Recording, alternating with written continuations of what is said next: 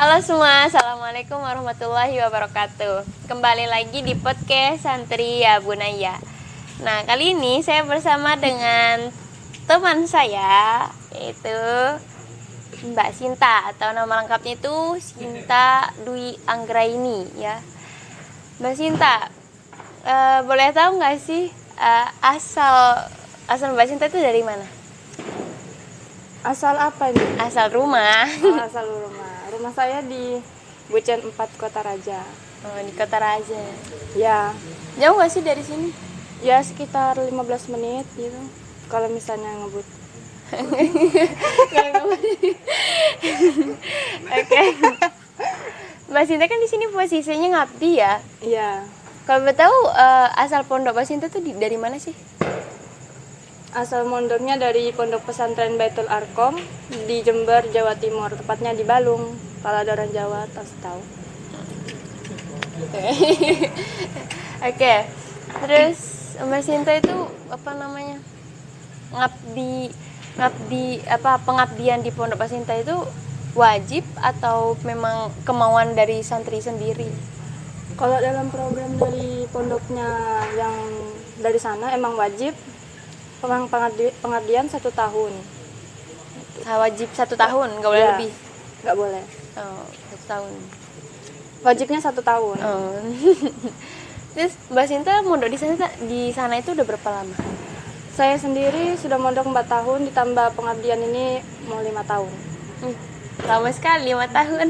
Senior. Sebenarnya senior jadi seangkatan. Oke.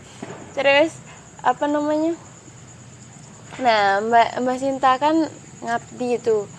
Terus sebenarnya tujuan ngabdi itu sendiri tuh apa sih? Tujuan ngabdi sendiri itu untuk mengamalkan dan mengembangkan kualitas para santri yang mereka sudah dapati ilmu itu, menimba ilmu untuk bermanfaat gitu di dalam masyarakat sekitarnya. Untuk masyarakat sekitarnya. Gitu ya. Nah, terus tadi itu mengembangkan potensi santri ya, ada kata mengembangkan potensi santri. Kualitas santri. Kualitas santri, sorry. Mengembangkan kualitas santri. Nah, itu bagaimana caranya untuk mengembangkan kualitas santri? Cara mengembangkan kualitas santri sendiri itu dengan cara bertindak dan berpikir dan berkreasi tanpa adanya perintah gitu.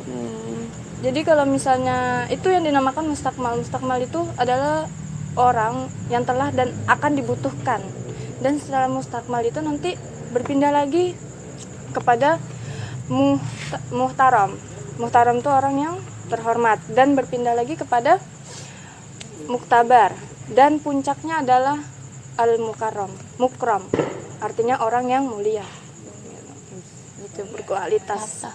Bertahap-tahap gitu. Ya. Terus selama ngabdi di sini tuh apa sih apa ya namanya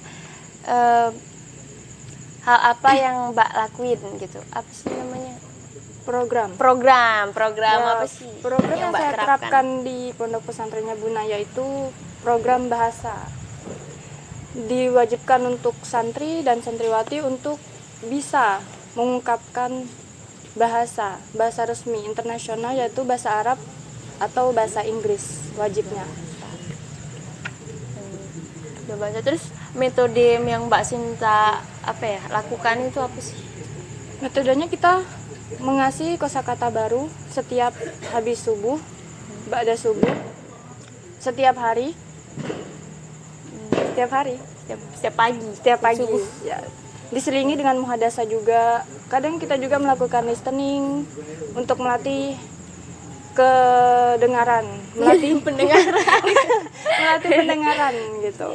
Jadi kita harus bukan materi aja kita, tapi harus mendengar juga, harus melatih pendengaran. Iya, penting juga. Ya terbiasa juga ya mendengar. Iya, mendengar. Memang kadang apa yang kita omongin, kita pelajarin tuh kadang pas kita dengar itu kayak aneh, kayak beda aja gitu rasanya. Gitu. Jadi selain metode tersebut itu apalagi yang Mbak Sinta terapkan di sini? Selain bahasa mungkin mufrad, apakah Nggak ada, cuma program bahasa yang saya terapkan di sini. Terus selama udah hampir setengah tahun ya Mbak Sinta di sini? Iya, Mengabdi. sudah mau selesai pengabdian di menjalani program pengabdian di Pondok Pesantrennya Bunaya. Udah setengah tahun. Nah, selama setengah tahun Mbak Sinta ngabdi di sini tuh, apakah ada kendala gimana pas Mbak Sinta Kendalanya sih cuma kurang sadarnya santriwati dalam berbahasa ya. Misalnya kita kan di sini untuk membangkitkan bahasa mereka, mungkin mereka kayak belum paham gitu apa sih pentingnya bahasa gitu. Itu aja sih. Itu berarti emang kendalanya tuh dari diri pribadi santri tersebut gitu. Terus Mbak Sinta, kan Mbak Sinta dia Bunaya ya, terus pondoknya dulu di Jawa. Nah, apakah pengabdiannya itu tempatnya itu dipilihkan oleh pondok kah, atau memang kita sebagai santri sendiri yang memilih sendiri tempat untuk mengabdi gitu? Dari pondoknya sendiri sih ada 3 golongan ya. Misalnya golongan pertama itu golongan yang emang diperintahkan di pondok oleh Pak Kiai. Terus yang kedua itu pengabdian luar, atau santrinya mengajukan untuk mengabdi di luar, seperti saya ngabdi di luar. Kalau pengabdian bebas itu terserah santrinya mau di mana aja. Mbak tadi termasuk luar ya? Iya, termasuk luar. Tapi kok Mbak bisa memilih ini di Bunaya? Kenapa enggak yang lain, kan banyak pondok lain? Ya soalnya ada kenalannya bang, kamu ngabdi di sini aja sudah gitu. Jadi bersilaturahmi di sini, mengajukan di sini, mencoba mengajukan di sini dan alhamdulillah diterima. Oh, berarti kalau ngabdi itu kita yang ngajuin, terus entah itu diterima atau enggaknya ya terserah pondok itu. Iya, jadi kita kan mengajukan, misalnya kita mau di sini. Kalau misalnya pondok enggak nerima, ya pondok yang memberikan gitu loh. Oh, Memberikan kamu di sini gitu. berarti, Tapi kebanyakan pengabdian luar tuh diterima sih. Karena soalnya kan pondok yang ngajuin di pondok itu sudah pasti sudah terpilih, orang-orang terpilih gitu. gitu. Nah, apa tadi? Terus tugas seorang pengabdi selain mengamalkan ilmunya kembali itu apa sih? Selain itu nggak ada ya? Nggak ada. Berarti emang Cuma ngabdi itu mengamalkan, tugasnya. cuma mengamalkan apa yang telah kita pelajari untuk manfaat masyarakat sekitar. Itu salah satu syarat pengambilan ijazah gitu. Syarat pengambilan ijazah lain lagi. Lain lagi. Oh, kirain harus ngabdi dulu baru bisa ambil ijazah. Iya, ngabdi dulu. Nanti ada lagi syaratnya yang lain-lain buat ini. Kalau boleh tahu apa sih syarat-syaratnya? Ya Susah salah nggak satunya nulis mafudot 1.500. 1.500 banyak sekali. Terus Iya. apa juga?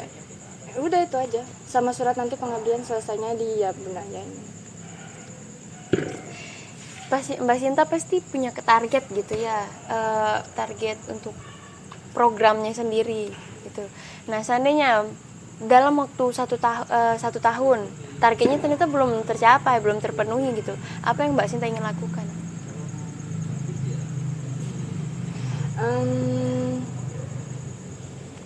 Ingin Mbak Ya apa mungkin Mbak Sinta pengen lanjut di sini kah besoknya setelah pengabdian ini insya Allah doakan teman-teman saya akan melanjutkan jenjang yang lebih tinggi yaitu kuliah gitu. Terus kuliahnya tuh masih di sini atau emang udah nggak di sini, lepas ya Bunaya? Kurang tahu juga kalau itu. Masih belum tahu ya? Masih belum tahu, masih belum dipikirkan. Bentar lagi loh. Ntar lagi. Masih agak lama. Ya, semoga kita doakan semua kuliah ya, bukan nikah ya. Jangan cepat-cepat. Kalau ada jodohnya juga nggak apa-apa. Bener sih, bener. Kalau udah nanti ya gimana. Terus nah, dari apa sih ya? Kesan Mbak Sinta pas pertama kali ngabdi di sini tuh apa sih? Kesan apapun mungkin. Kesan terhadap santrinya, tempatnya. Santrinya baik, perlakuannya ya baik, akhlaknya baik. sendiri, tempatnya juga enak, nyaman buat mengabdi di sini. Enak. Apa lagi mungkin kesan-kesan? Oh, atau ini apa ya, tips buat teman-teman di rumah yang ingin berbahasa. Kan tadi Mbak Sinta di sini kan menerapkan program bahasa. Mungkin ada tips buat teman-teman yang ingin pintar berbahasa gitu. Coba. Hidupkanlah bahasamu, maka dunia akan menggenggammu. Wih, keren tuh quotesnya. Hidupkanlah bahasamu, maka Dunia akan menggenggammu. dunia akan menggenggammu. Menggenggammu. Iya. Kalau boleh tahu itu maknanya apa sih? Hidupkanlah bahasa. Kalian tuh harus dilatih untuk berbahasa. Kan bahasa Arab dan bahasa Inggris kan bahasa internasional. Itu buat kalau misalnya kita nggak tahu bahasa Inggris atau bahasa Arab itu kan sulit. Kalau misalnya kita ketemu orang luar, kita ke luar negeri, sekolah di sana gitu kan. Jadi kalau kita sudah menguasai bahasa itu pasti kita akan menggenggam dunia. Siapa tahu juga kelak kan kita dapat rezeki gitu, Ya. ke Mekah kah? Apalagi kalau bahasa Ke Arab. Inggris kan, bahasa Inggris kan internasional itu kan. Bahasa Jadi dunia. kalian mau kemana pun, ke Jerman, ke Prancis, kalau pakai bahasa Inggris kan aman. Ya, aman. Aman. Jangan kuasai bahasa Indonesia aja. Iya, masih banyak bahasa-bahasa lain. Itu keren kalau ada orang yang udah bisa bahasa, itu keren sih menurutku. Terus untuk Mbak Sinta sendiri kedepannya ingin jadi apa sih? Maksudnya kan bahasa udah alhamdulillah ya udah menguasai. Nah kan atas potensi yang Mbak Sinta miliki, bisa dibilang kelebihan lah yang Mbak Sinta miliki, Mbak Sinta tuh mau ngapain? Mau jadi apa? Pengen jadi dosen bahasa Arab. Wih. Doain teman-teman. Amin. Doa kita semua sukses bersama-sama. Dosen bahasa Arab. Kenapa Mbak Sinta nggak ada ini ya, keinginan buat membangun balai bahasa gitu, tempat-tempat kursus pribadi atau kursus-kursus di Pengen rumah? itu nanti direncanakan di tahun-tahun berikutnya kalau sudah lulus kuliah.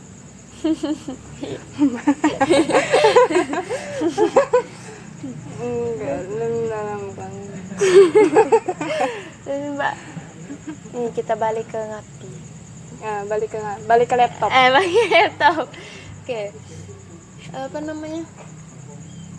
Selama pengabdian di sini tuh, apakah ada hal lain, atau hal baru yang Mbak dapatkan untuk diri yang mengubah diri Mbak sendiri? Nggak ada. Ya sama aja ya. Sama aja di mana pun.